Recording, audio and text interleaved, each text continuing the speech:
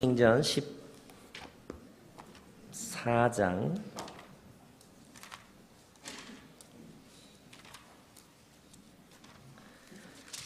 14장 1절에서부터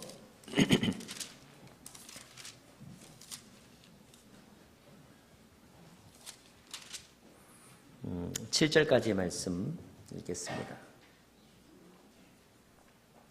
사도행전 14장 1절에서 7절까지의 말씀을 제가 봉독하겠습니다. 이고니온에서도 바울과 바나바는 유대 사람의 회당에 들어가 복음을 전했습니다. 그러자 많은 수의 유대 사람들과 이방 사람들이 믿게 됐습니다. 그러나 믿기를 마다하는 유대 사람들은 이방 사람들을 선동해 형제들에 대해 나쁜 감정을 품게 했습니다. 바울과 바나바는 그곳에 오랫동안 머물면서 주를 의지해 담대히 말씀을 전했고, 주께서는 그들에게 표적과 기사를 행하는 능력을 베풀어 주셔서 주의 은혜의 말씀을 확증해 주셨습니다. 그 도시 사람들은 두 편으로 갈려 한쪽은 유대 사람들 편을, 다른 쪽은 사도들 편을 들었습니다. 그런데 이방 사람들과 유대 사람들은 그들의 지도자들과 함께 바울과 바나바를 핍박하고 돌로 쳐 죽이려 했습니다. 그러나 그들은 이 사실을 알고서 루가오니아 지방에 속한 두 도시인 루스드라와 더베와 그 근방으로 피신해 그곳에서도 복음을 전했습니다. 7절 말씀까지 봉독했습니다. 이번에 서울에 약 한 열흘 정도 머무르다 왔는데요. 전형적인 가을 날씨여서 사람들이 아주 이렇게 엔조이하고 또 날씨 좋다는 이야기들 많이 하시더라고요. 그러면서 이렇게 저한테 날씨 얼마나 너무 좋지 않냐고. 제가 네 그랬더니 하는 말이 영혼 없는 대답이라고. 제 대답이 좀 시원치 않았던 것 같아요. 그도 그럴 수밖에 없었던 것이 포틀랜드 하늘에 비하면 좋다는 한국 가을 날씨도 이렇게 별로 제 양이 잘 차지 않더라고요. 두 가지 사실을 생각했는데 그 중에 하나는 내가 너무 좋은 곳에 살고 있어서 감사를 잊어버렸구나, 그런 생각 많이 했습니다. 익숙함은 소홀함을 낳는다는 말이 있잖아요. 현재 우리에게 주어진 것들이 얼마나 소중하고 값진 것인지 모르겠습니다. 오늘 예배하는 시간이 가장 소중한 시간인 줄로 믿습니다. 함께 예배하는 옆자리에 앉은 분이 여러분에게 참 소중한 분입니다. 믿으십니까? 그리고 오늘 하나님께서 우리에게 주시는 은혜가 크고도 놀라운 것입니다. 아멘. 우리 한 번 더 기도하고 말씀 나누겠습니다. 좋으신 하나님 감사드립니다. 이 시간에 주의 말씀을 저희들이 듣고 또 묵상하고 또 깨달은 바를 함께 나누려고 합니다. 성령께서 인도하여 주시고 또 성령께서 가르쳐 주신 교훈들을 놓치지 않는 복된 시간이 되게 하여 주십시오. 예수님 이름으로 기도합니다. 아멘.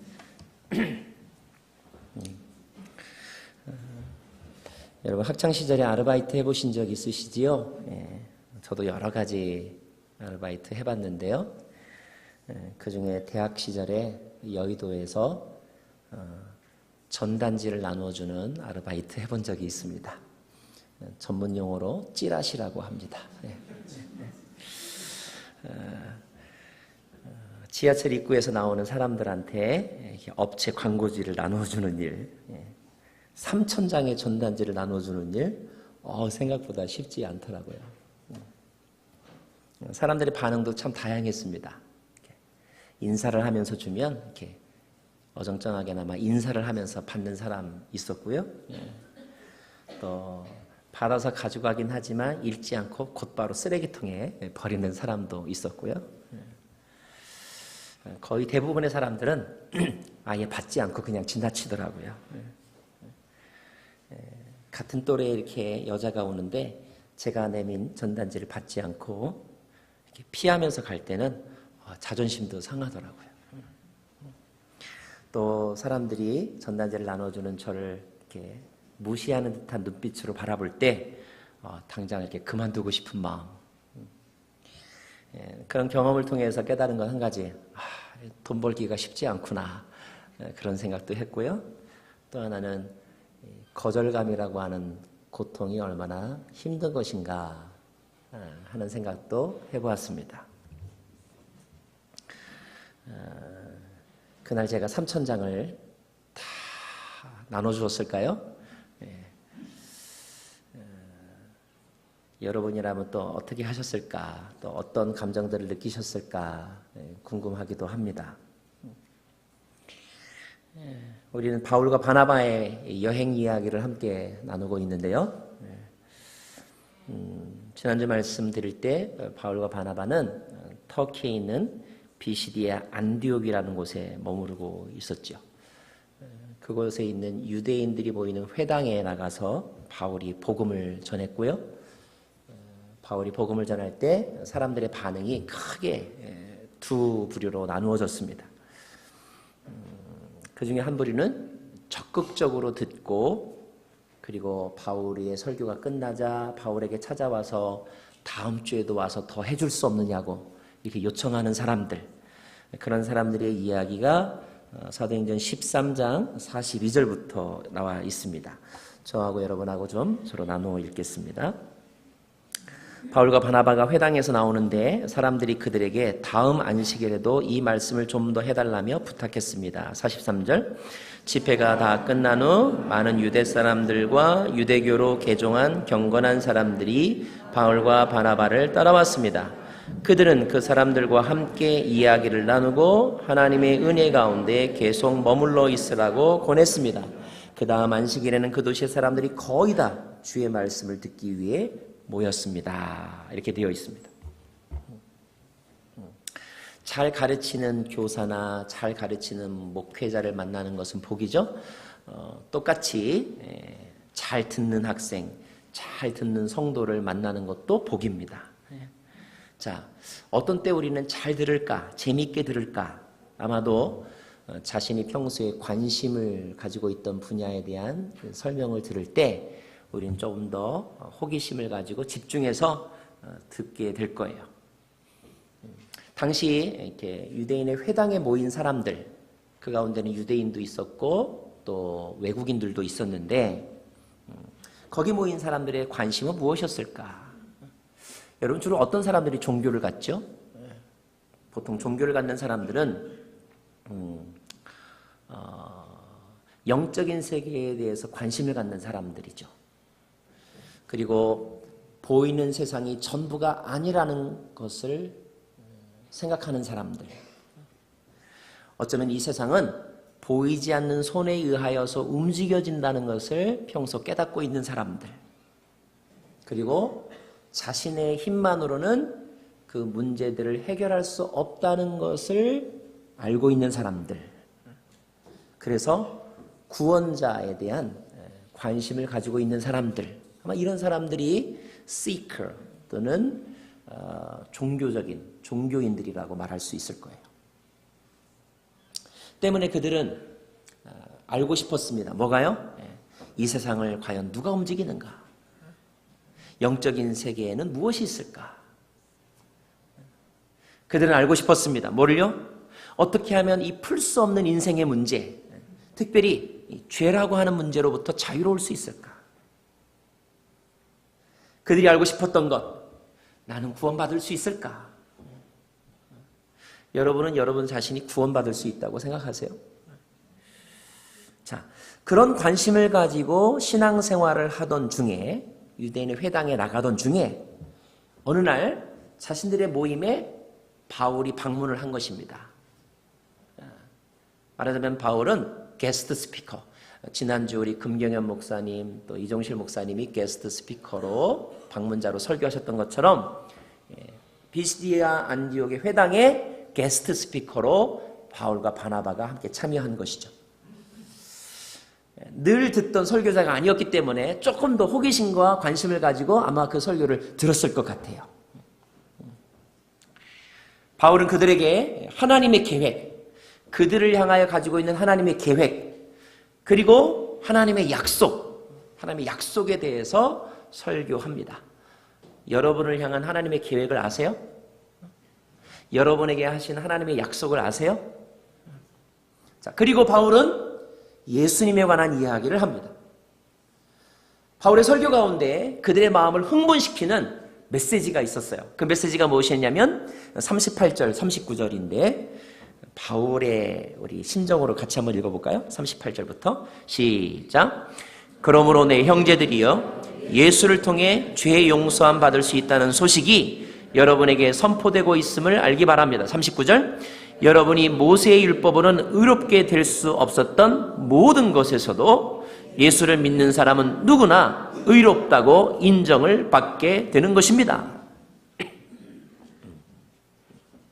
예수를 통해 그리고 예수를 믿음으로 누구나 구원받을 수 있다는 것, 이것이 바울 설교의 핵심이었습니다. 그리고 그 말은 그 모든 청중들에게 복음이었어요. 마치 에이즈 환자가 죽음을 기다리고 있던 때에 병을 고칠 수 있는 새로운 약이 개발되었다는 뉴스와 같은 것이었어요. 더군다나 바로 그 소식을 전하기 위해 하나님이 바울 자기 자신을 그들에게 보냈다, 이렇게 바울이 인사를 하니까 그들의 마음은 더욱더 기뻤던 것이죠. 그래서 그들은 어떻게 반응하는가? 48절, 49절 말씀 같이 읽겠습니다. 시작.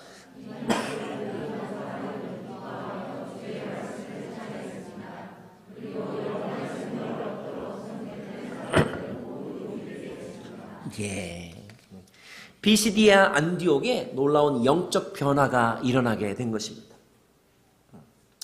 그리고 오늘 말씀을 보면 그 비시디아 안디옥뿐만 아니라 그 옆에 있는 또 다른 도시, 이고니온이라고 하는 도시가 있는데 그 이고니온이라고 하는 도시에서도 같은 현상이 일어난다고 오늘 말씀이 기록하고 있어요. 14장 1절 말씀 제가 읽어드리면, 이고니온에서도 바울과 바나바는 유대 사람들의 회당에 들어가 복음을 전했습니다. 그러자 많은 수의 유대 사람들과 이방 사람들이 믿게 되었다. 지금의 터키 땅이 꽤 넓은 땅인데요. 터키 중북부 지방의 두 도시, 비시디아 안디옥과 이고니온에 교회가 세워지고 많은 사람들이 예수를 믿게 되었다, 이런 뜻입니다. 너무 감사하고 신나는 일이죠. 지금도 이곳에 가면, 비시디아 안디옥이나 이고니온에 가면 바울 시대의 흔적이 남아있다고 합니다. 가보고 싶지 않으세요? 네.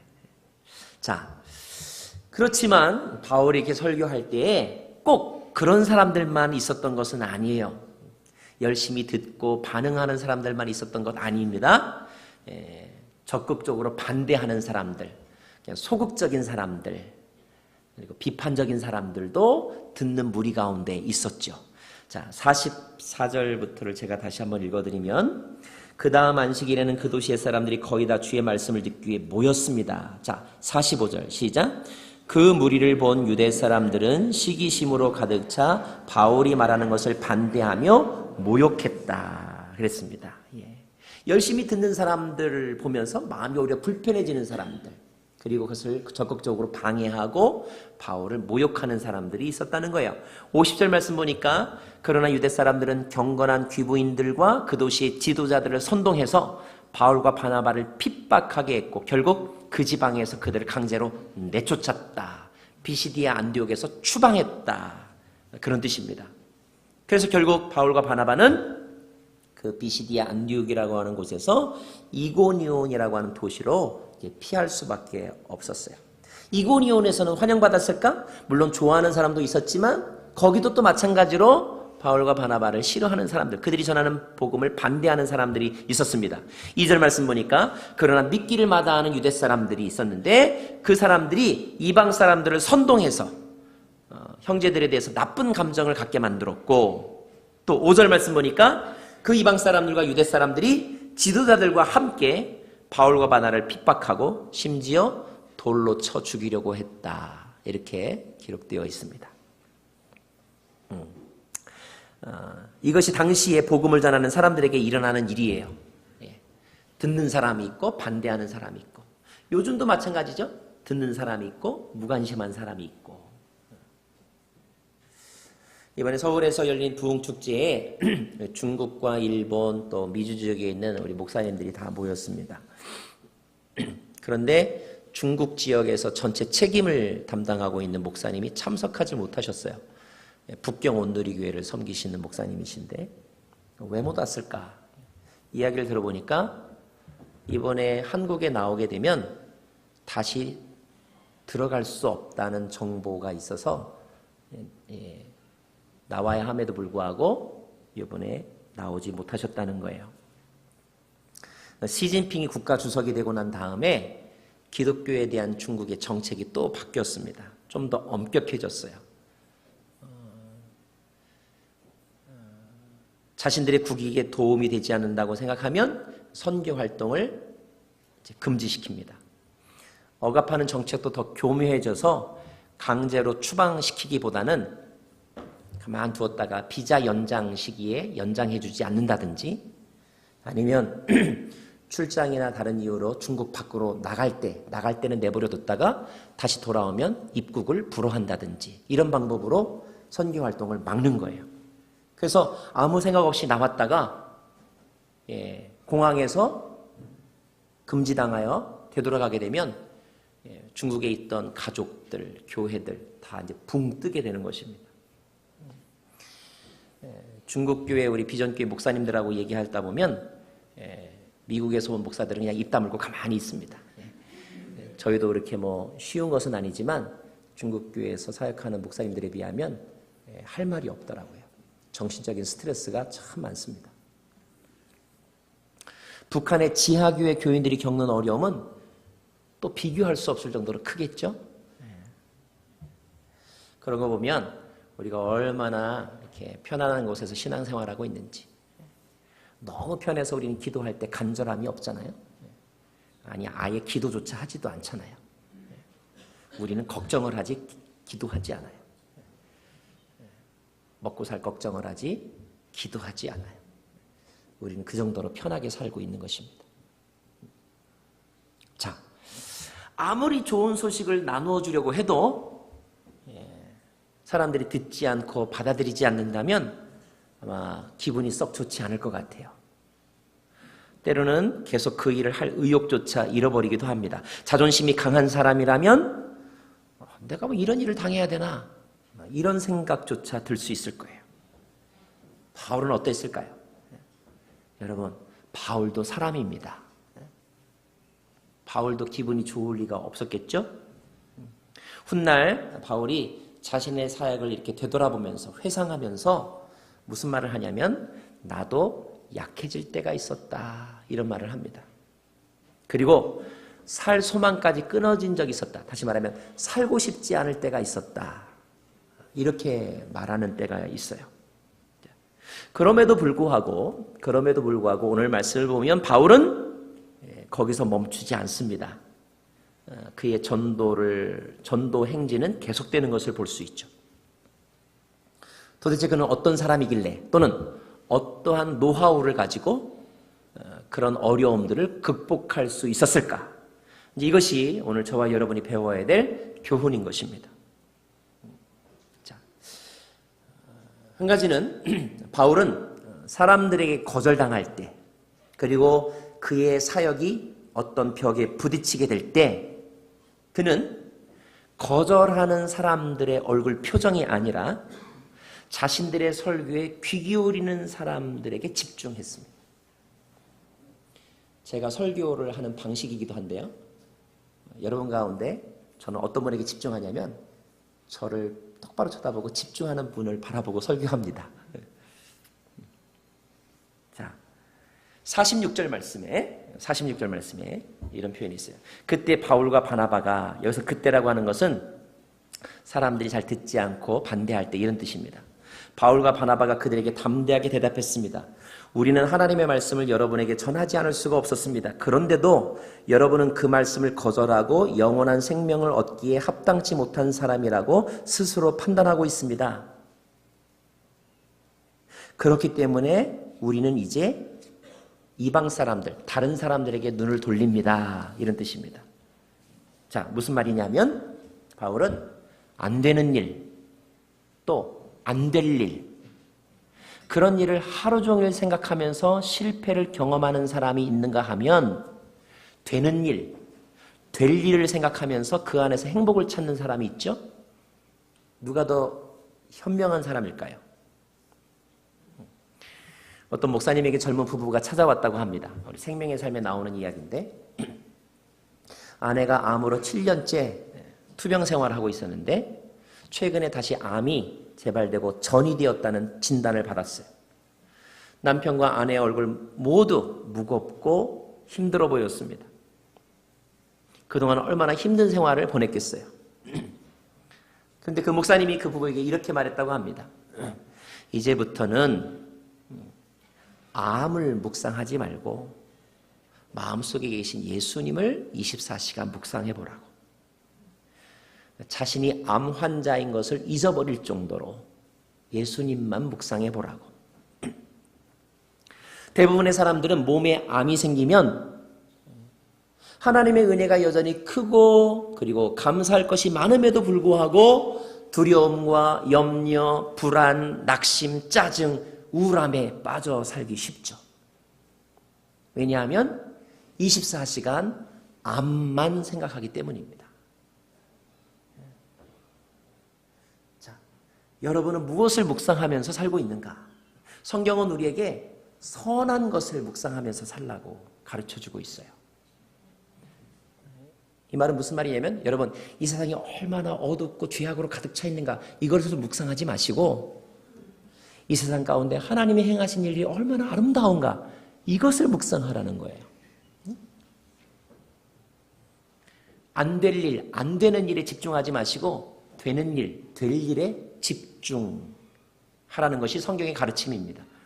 그때 하나님의 평강이 우리의 마음과 생각을 지켜주실 것이기 때문이에요. 바울과 바나바는 자기가 얼마나 박해받았는가, 자기가 얼마나 고생했는가, 자기가 얼마나 힘들었는가 이것을 묵상하지 않았어요. 거절하는 사람들이 그 기분 나빠하는 얼굴 표정, 그때 그 한마디 말 여기에 자신의 마음을 빼앗기지 않았습니다. 오히려 바울의 행동은 이랬어요. 51절 말씀 읽을까요? 시작. 그러자 바울과 바나바는 발에 붙어있던 먼지를 그들을 향해 떨어버리고 이고니온으로 갔습니다.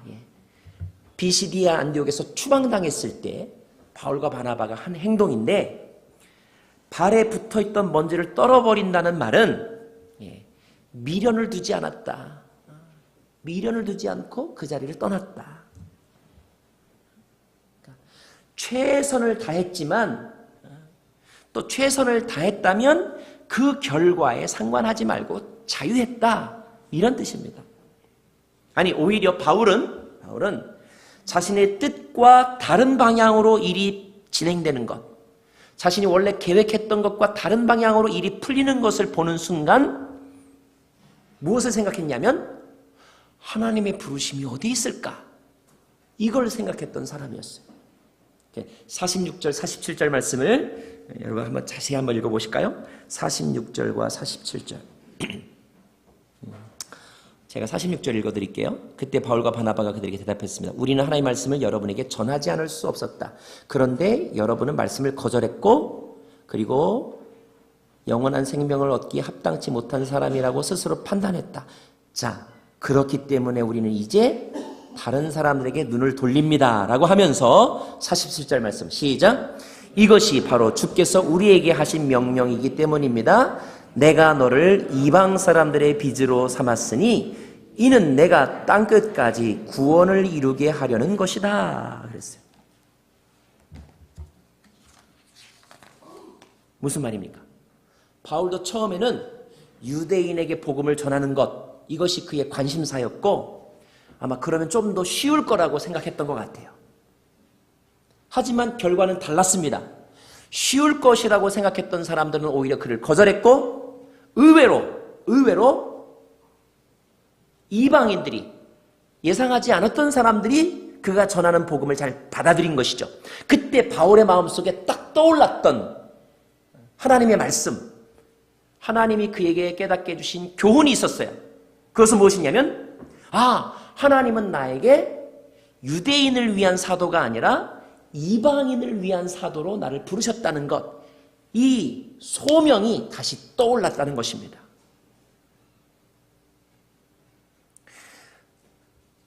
노래하는 가수가 되고 싶어서 모든 오디션에 다 나갔던 사람이 나갈 때마다 떨어졌는데 우연히 달리기 하는 선수가 안 나와서 대신 출전했다가 1등을 했다. 그러면 그의 은사는 어디에 있는 겁니까? 노래가 아니라 운동에 있는 거죠. 여러분, 리더의 은사가 있는 사람이 있는가 하면 헬퍼의 은사가 있는 사람이 있고요. 목회자의 은사가 있는 사람이 있는가 하면 선교사의 은사가 있는 사람이 있고, 누가 뭐래도 꼭 죽어도 사업을 해야 하는 은사가 있는 사람이 있는가 하면 그냥 직장인으로 다니는 은사를 가진 사람이 있거든요. 자신의 은사와 적성, 자신의 부르심에 집중하는 것, 이것이 본인을 위해서도 좋고 다른 사람을 위해서도 좋은 것입니다. 자, 바울에게는 그들의 거절이 상처로 남지 않았고요. 오히려 자신의 은사를 발견하고 확인하는 기회가 되었다는 거예요. 그리고 바울은 복음을 거부하는 사람들이 아닌 복음을 듣고 기뻐하는 사람들에게 집중했습니다. 말 안 듣는 사람에게 집중하지 않고 말을 잘 듣는 사람에게 집중했다는 거예요.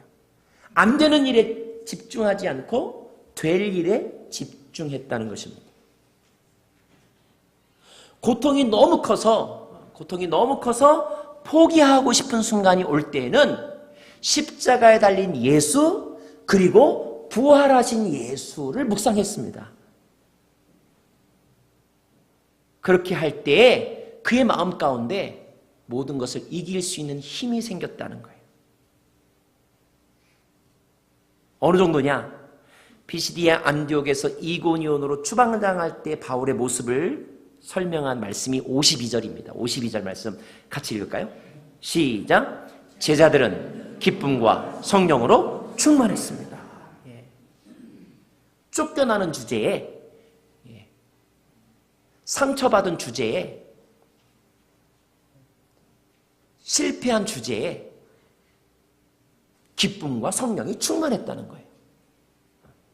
아마 그때 바울이 이런 찬양 불렀을 것 같아요. 푸른 바다 나선이 몸 어디든지 가오리다.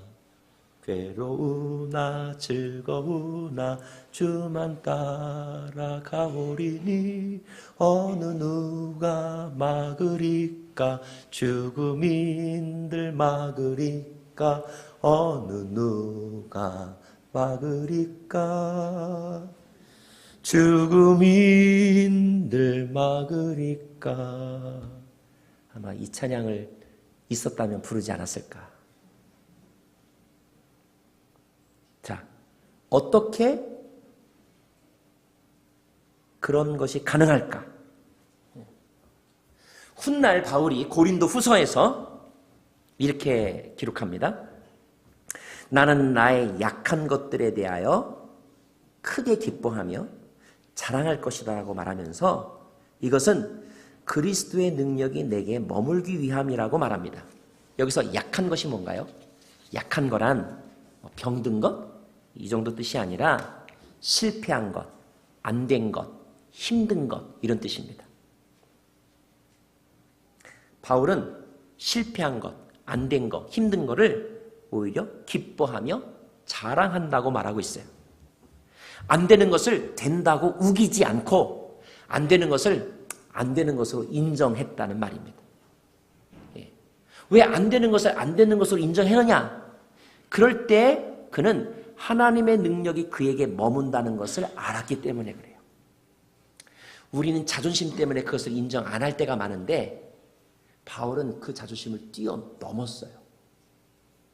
아, 안 되는구나. 안 되면 할 수 없지 뭐.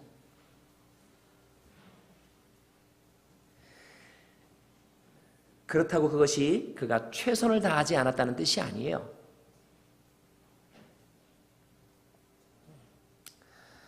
그가 자신의 약함을 약하다고 인정했을 때 하나님의 능력이 오히려 그에게 임한 것을 경험했고요. 그 순간 자신에게 닫힌 문이 아니라 열린 문을 그가 바라보게 된 것입니다. 고린도전서 이 12장 10절 말씀 같이 읽을까요? 12장 10절 시작. 그러므로 나는 그리스도를 위해 약한 것들, 모욕과 궁핍과 곤경 가운데 있으면서도 기뻐합니다. 왜냐하면 내가 약할 그때에 곧 강하기 때문입니다. 그런 마음을 갖자, 이런 진리를 그가 신뢰하자 그의 마음속에 기쁨이 오고 성령이 충만해지고 평강이 임하게 되었다는 거예요. 그래서 바울은 사람들의 반응에 흔들리지 않았습니다. 반대하는 사람들 때문에, 자기를 힘들게 하는 사람 때문에 상처받거나 위축되지 않았어요. 여러분, 혹시 사람들의 반응 한마디에 와르르 무너지는 마음을 가지고 계십니까? 환경의 어려움과 공격에 쉽게 주저앉는, 쉽게 포기하는 약한 의지를 가지고 계십니까?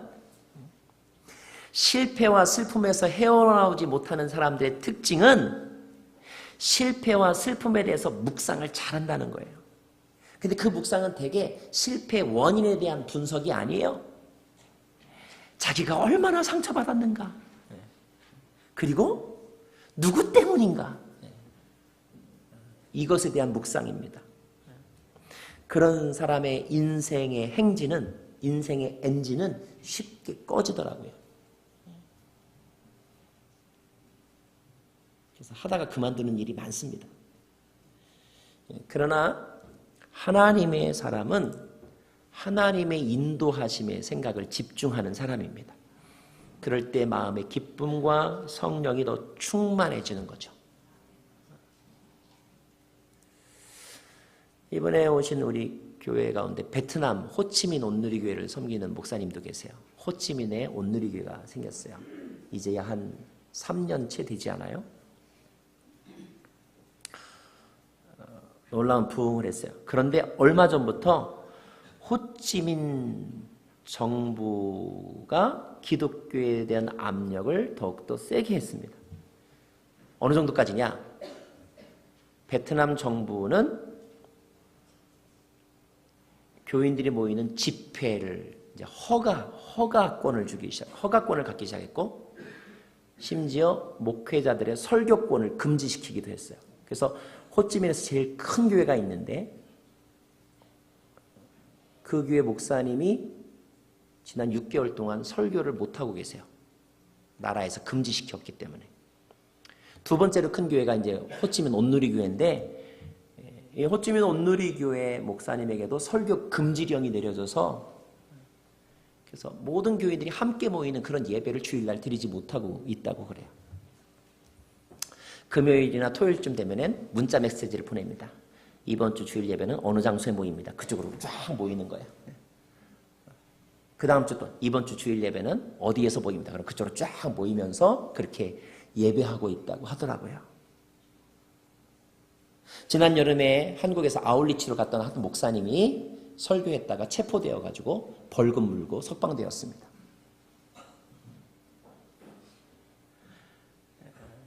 지금 베트남의 상황은 언제 교회 문이 폐쇄될지도 모르는 상황, 언제 출국될지도 모르는 상황 속에서 예배하고 있는 거예요.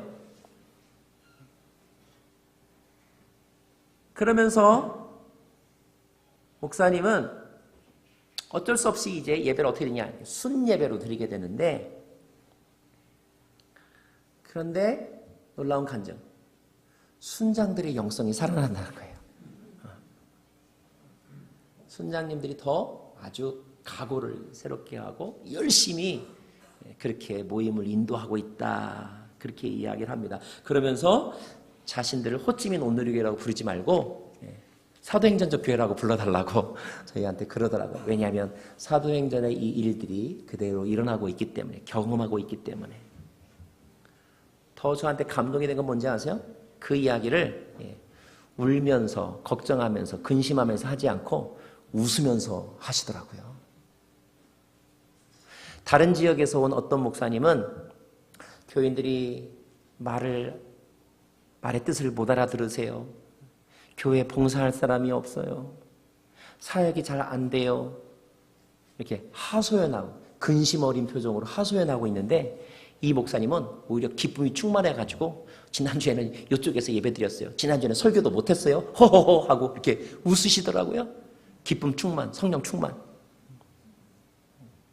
만약에 여러분이 하나님이라면 어떤 사역자에게 더 큰 은혜를 줄 것 같으세요?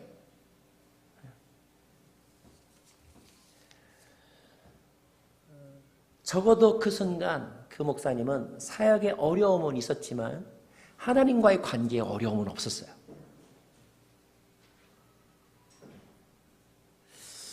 영적인 원리는 우리의 모든 삶에 다 적용할 수 있습니다. 혹시 여러분 어떤 일 때문에 거절당하거나 또는 중도에 공격받거나 또는 방해받아서 멈춰야 될 때가 있으십니까?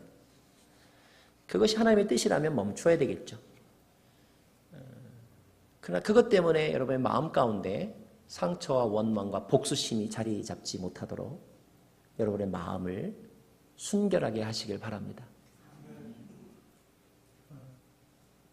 하나님은 더 큰 일을 또 다른 일로 여러분의 은사와 여러분의 재능과 여러분의 시간을 사용하게 하시지요. 어쩌면 그것이 오리지널 콜링, 원초적인 부르심일 수 있습니다. 때로는 우리가 욕심과 질투 때문에 하지 말아야 될 일, 안 될 일에 도전하고 도전에 대한 좌절을 자존심이 상하여서